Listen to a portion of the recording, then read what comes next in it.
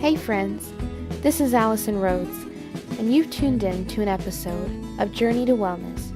Stay tuned. Hey everyone, thanks for tuning in to another episode. It's pretty exciting, I know. I'm vlogging now. This is still very new to me, so sorry about the last video. I was kind of rambling and saying a lot, and I am working on it. I am not a good communicator, like I mentioned in my last video, so just be patient with me. I will try and fix it. In today's video, I kind of wanted to take you guys into my past and kind of talk about the experiences I've had and things that I've gone through, so you can understand where I'm coming from, and maybe I can relate to some of you guys a little bit. I'm sitting here trying to think of where I should start exactly, and I have no idea. So let's just start from the very beginning. My childhood started off like I would imagine a normal childhood would start off. I had a wonderful mother and a caring father, and I had a little sister, and everything was good, and my parents ended up getting divorced when I was young, so I don't really remember a whole lot of them being together. For a while, it was just my mom taking care of my sister and I. The majority of the time. We still got to see my dad on weekends and on Wednesday nights for dinner and stuff like that, and we get to go on holidays. But for the most part, it was my mom. And until I was about 7 years old, it was this way. And she finally met a guy when I was 8.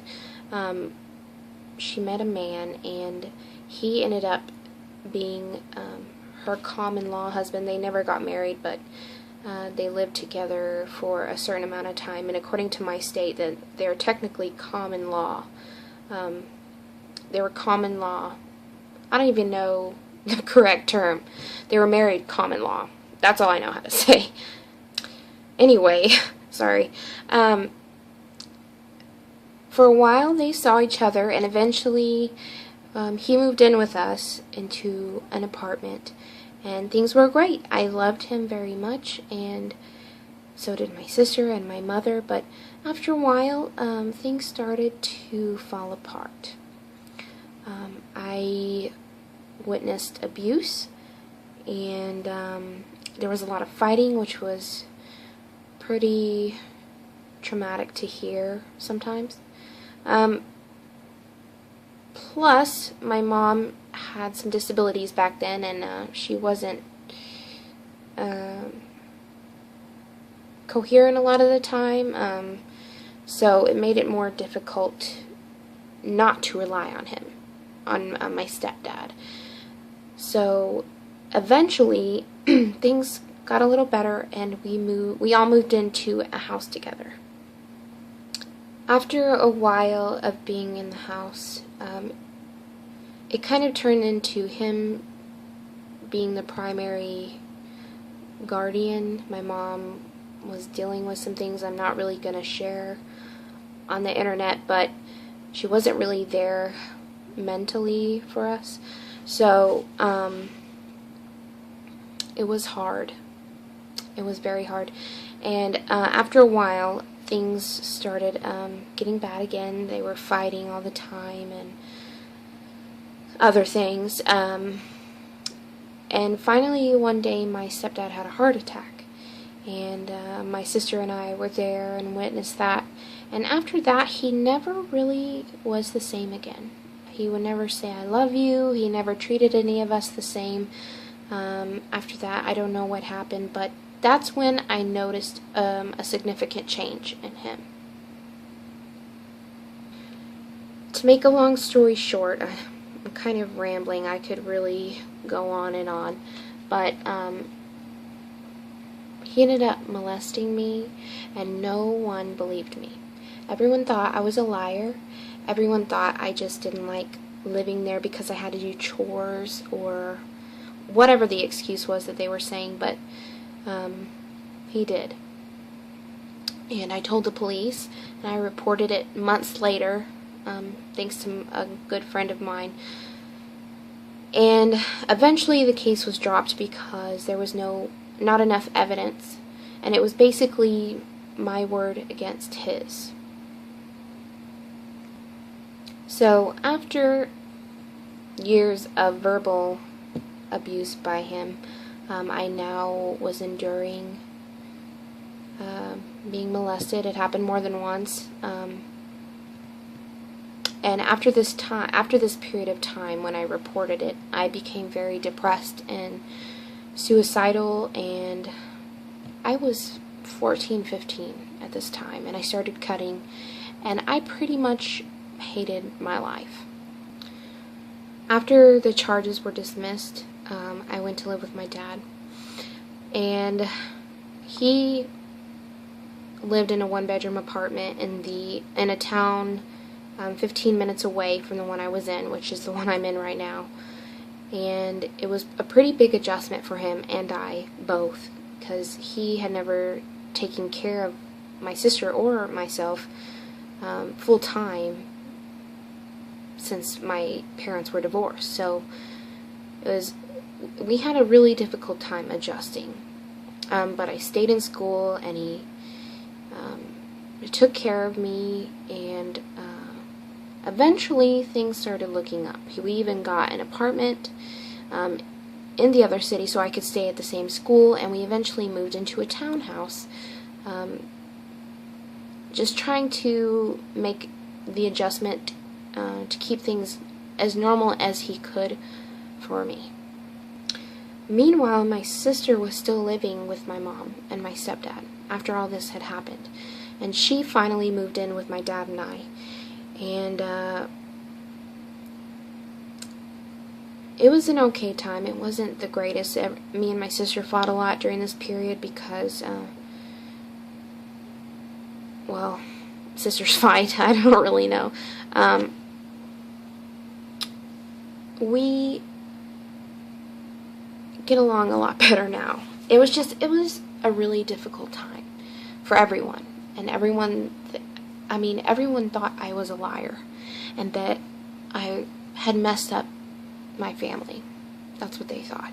And so, consequently, that is what I believed about myself. And I really, really hated myself. Well, I was finally getting some counseling at that time for it, which was helping me tremendously. Counseling helps.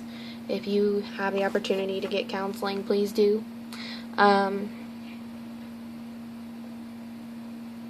In February 2008, my father had a heart attack, and he passed away. And when I didn't think things could get any worse for myself, that happened, and my whole world came crumbling down. This happened my senior year of high school, and so it was very hard to finish the most important year of my high school career, or my entire school career. I had to deal with this, and I had just turned out a few months after that, in April, I turned 18, and my depression was so bad. I mean, I was cutting all the time, and I made a few suicide attempts, and I ended up in the hospital in a psych ward, which it was not bad. It wasn't bad. It's where I needed to be at the time, and I'm grateful that I was able to do that. Eventually, I started college, and I found some friends that I really needed, and they helped me work through some things, and I found a different therapist because the one I was seeing wasn't helping me very much, so I got one that I really connected with, and things were improving. I was focusing on school, and I got my current job. I started in August of 2008, and I still work there, so that's the job I found, and I was working, and things have slowly gotten better from there. I know earlier I mentioned that for a lot of my childhood my mother wasn't mentally there.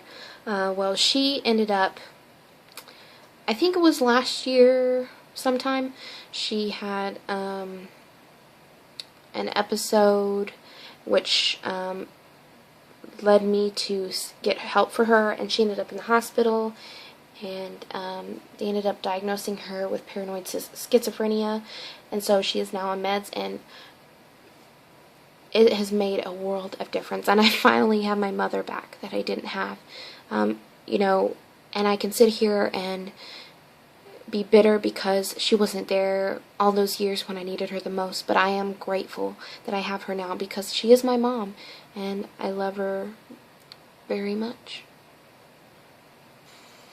So now I am in college still. I just got my associate's degree in science, and I'm about to start working on my bachelor's in nursing, I think is what I'm going to pursue. But the main point of this video, this episode, is to tell you what I've been through, and also to show you that I've made it to the other side, that there is hope for a future, despite the hand of cards that you were dealt. No matter, you know, a hand of cards worse than mine, because I know that there are many of you out there with worse stories than me. Or even if it's not as bad, not that we need to be comparing stories anyway, because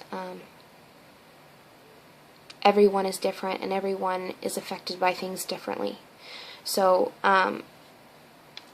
it's really important for you guys to know that there is help out there if you need it, and to please get help you need, because people are so kind and are willing to help whenever you reach out. But you have to be ready for help in order to benefit from it. Right now I'm in counseling. I have gone off all of my psych meds. I was on antidepressants and anti-anxiety medications and sleep medications, and I have been, I think it's been since February or March that I've been completely off all medications, and that has been thanks to my therapy and support of my friends, and just my conscious decision to want a better life, and just knowing that there is one waiting for me if I choose to seek it. Sorry, I've been rambling. If you have any questions, please feel free to message me or leave a comment. I will answer any questions that you have.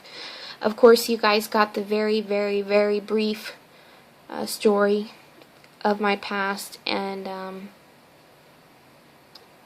I hope that you understood me better than in my last video, since I'm not a good communicator. Anyway, if you liked what you saw, don't forget to like this video and subscribe to my channel. And I guess I'll just see you guys around. I hope you have a good weekend. I will talk to you later. Bye.